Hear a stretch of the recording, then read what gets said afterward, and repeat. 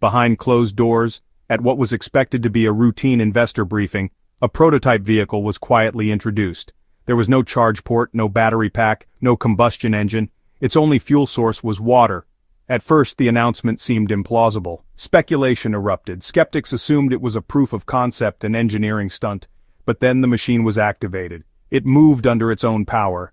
No visible exhaust, no sound, just seamless acceleration, 0 to 60 in under 4 seconds. And it didn't consume a single drop of gasoline or electricity.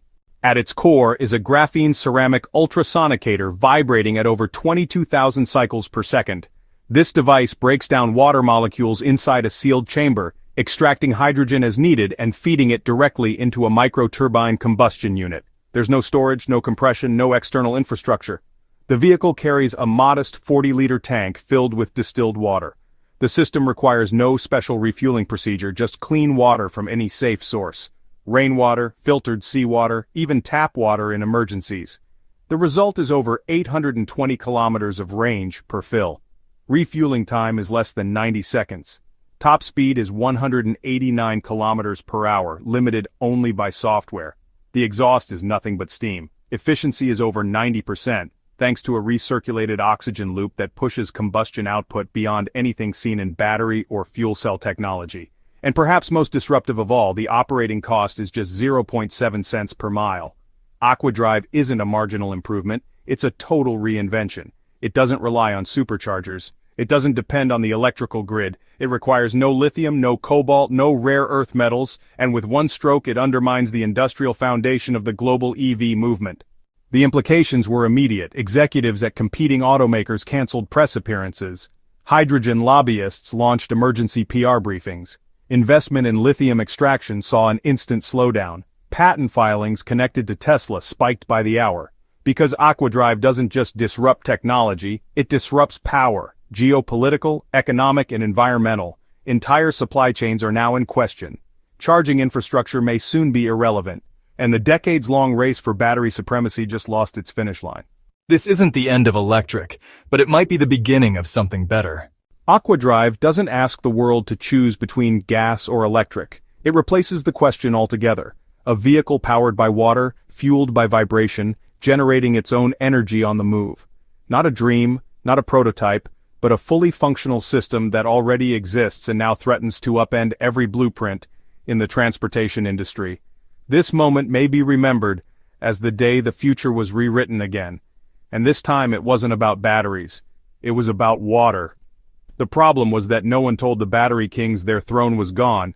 They thought they were ahead of the curve. Solid-state batteries, AI-optimized charging stations, lithium supply chains locked down for decades. Tesla was building the future on a battery pack. But behind closed doors, that future was starting to unravel. Not in test labs, but in boardrooms where margins were shrinking and forecasts no longer made sense.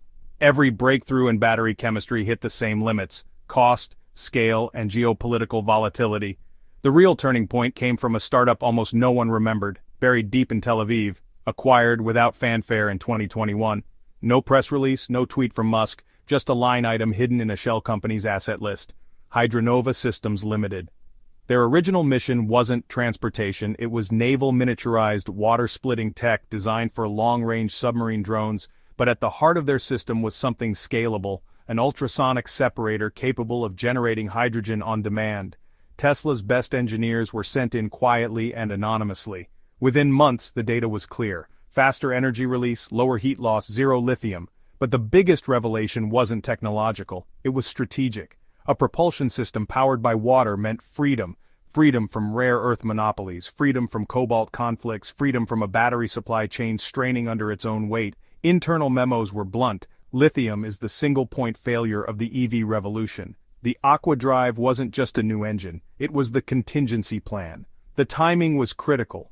Unpublished modeling data projected an 18% global decline in EV sales by 2027, not due to a failure of innovation but because the infrastructure couldn't keep up. Fragile grids, charger downtime, lithium volatility under global pressure, the cracks were visible. So the decision was made. No fanfare, no leaks, just a prototype and a live demonstration to reset the narrative. At first it felt like science fiction until reality cracked. But the real shockwave wasn't just in boardrooms or trading floors, it rippled straight into the hands of everyday consumers. Within 72 hours of Aquadrive's reveal, car dealerships across California, Germany, and South Korea reported foot traffic plummeting by nearly 40%. Automakers like Hyundai, Renault, and BYD scrambled to slash prices, offering unexpected discounts as deep as $4,500 to clear aging electric vehicle inventory. Online resale platforms saw a surge. Listings jumped 19% as anxious owners rushed to offload battery-dependent vehicles they feared had become obsolete overnight. Social media erupted. Forums flooded with questions. Should I cancel my Model Y delivery? Is it worth waiting for the water-powered cars? Even Tesla's most devoted customers hesitated, uncertain whether their investments were already outdated. For many, the allure of a propulsion system promising near-zero fuel costs, no range anxiety, and rapid refueling upended years of loyalty and planning. Insurance companies adjusted risk models on the fly, lowering premiums for Aquadrive-enabled vehicles while hiking costs for older EVs. Fleet operators paused orders, re-evaluating their entire procurement strategies. For the first time since the EV revolution began, the question wasn't when the future would arrive, it was whether it had already arrived, and if they had missed it. That quiet panic multiplied across millions and hit the global economy like a tectonic jolt. The markets opened in chaos. Within the first 47 minutes of trading, Saudi Aramco lost $29 billion, its sharpest single-day plunge since the 2020 oil collapse. Analysts on Bloomberg fell silent mid-broadcast, uncertain whether to label it a crash or a transformation. But in Oslo, something even stranger occurred. Norway abruptly suspended its National Lithium Reserve Initiative, a strategy once compared to the North Sea oil bonanza. Their sovereign wealth fund reallocated billions into desalination tech, citing emerging propulsion requirements. India, once trailing in the EV arms race, suddenly flipped the board. Parliament fast-tracked a bold hydrogen combustion tax credit, not just to catch up with Tesla, but to leapfrog it entirely. The bill passed in under 48 hours. Then came the G7 Energy Summit. Japan took the floor first. No mention of battery parity, no debates about EV quotas. Instead, they unveiled the Water Mobility Framework, urging regulators worldwide to rewrite vehicle classes and emissions laws before Musk's invention made them irrelevant. And then, quietly, Russia released a single-line press memo. The Ministry of Defense is now fully engaged in the study of water-based propulsion for military transport. No elaboration, no press conference, just a cold signal. The arms race had officially begun. But while world powers scrambled to reposition their economies, the EV industry itself began to unravel. Over 50,000 charging station projects across North America were suddenly frozen, scrapped, or quietly shelved. Local officials cited strategic ambiguity. Private capital was gone without a trace. California's grid planners, once boasting a decade-long EV energy strategy, abandoned the model.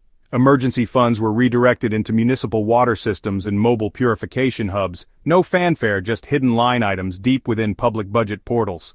Tesla, already 5 steps ahead, made its next move. The entire supercharger division was dissolved and reborn as Tesla Hydra Systems. Their first commercial product, mobile desalination pods with integrated hydrogen refueling capability, deployable anywhere on Earth. The ripple effects were brutal. EV battery recycling firms went into freefall. Q3 forecasts were slashed by 22%, contracts were frozen, warehouses filled with lithium packs that nobody needed anymore. Meanwhile, gas station giants began quietly defecting. Shell, Chevron, even BP launched pilot water hub programs across 3 continents. Each hub could purify, compress, and dispense hydrogen in under 6 minutes. But what had Musk unlocked that rewrote the laws of propulsion?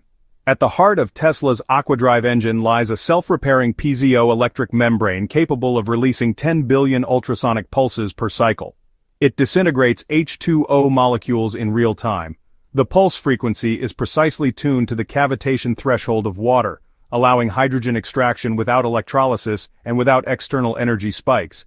The combustion chamber is not metal, it's forged from boron nitride microturbines, resilient beyond 2,200 degrees Celsius. These turbines don't just survive the burn, they accelerate in it. There are no pistons, no crankshaft. Kinetic force is captured through a rotating magnetic axle coil, transforming plasma pressure directly into torque with zero mechanical lag. Lithium-ion is obsolete, replaced by supercapacitor arrays that handle power smoothing and regenerative braking, charging and discharging with no degradation at speeds 3,000 times faster than conventional cells. Even the waste is weaponized. Exhaust heat is funneled into a steam recompression loop, cooling the chamber while adding 18% to the total range. No muffler, no emissions, just vapor and forward momentum. This wasn't a drivetrain upgrade, this was a paradigm shift in motion itself, and somewhere deep within Tesla's Nevada Gigafactory, they weren't prototyping it, they were mass-producing it. But the world wasn't ready for what came next. Not lawmakers, not automakers, not oil magnates, because Musk's next move would render every existing transportation law irrelevant. And it all began with a vehicle the public had never seen, a model with no press leaks, no codename, no VIN, just a silhouette hidden behind biometric glass in a locked chamber. Not a car, not a truck, something new. And when the doors finally opened, it wasn't science fiction, it was production ready. The vehicle wasn't just a prototype, it was a revolution packed into a refined Tesla frame. A design so modular it could be integrated into nearly any Tesla chassis on the road today. By 2027, internal projections revealed that 47% of all Model 3S could be upgraded to water propulsion with a simple drivetrain swap. No batteries, no rare earth metals, no dependencies. This wasn't just a technical breakthrough, it was an escape hatch from a global supply chain chokehold. Aquadrive eliminated all reliance on rare earth elements, fracturing China's decades-long control over the electric vehicle ecosystem. The consequences echoed beyond transportation, enabling energy independence, grassroots economies powered by nothing more than tap water, and the world's first decentralized auto revolution. In the most isolated corners of the planet, regions without electricity or fuel, this engine still worked. All it required was a basic hose, a small pump, and sunlight to purify the input. Entire legacies of infrastructure, monopoly, and international dependence were being outpaced by one of the simplest elements on Earth. You've seen the future, now don't just watch it unfold. Own the moment. Like, share, and subscribe to stay ahead of the noise. Drop a comment. Do you think this changes everything, or will they bury it before it begins? Because what happens next isn't just about cars, it's about who controls power itself.